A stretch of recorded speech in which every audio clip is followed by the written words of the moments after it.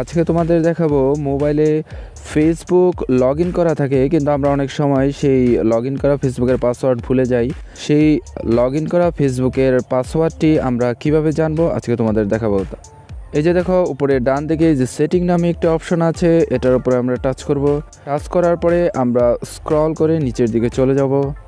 এই যে এখানে দেখো প্রাইভেসি নামে একটা অপশন আছে, আমরা ঠিক এটার উপর টাচ করব। এই যে এখানে দেখো auto feel service from Google এই নামে একটা অপশন আছে, আমরা এটার উপর টাচ করব।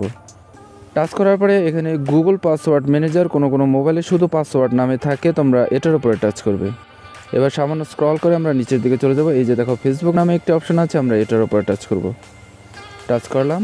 এই যে দেখো ডান দিকে একটি চোখের মতো একটা অপশন আছে, আমরা ঠিক এটার উপর টাচ করব। এটার উপর টাচ করলেই আমরা আমাদের মোবাইলে লগ ইন করা ফেসবুকের পাসওয়ার্ডটি খুব সহজেই জানতে পারবো। বন্ধুরা, আশা করি বুঝতে পেরেছ। ভিডিওটি যদি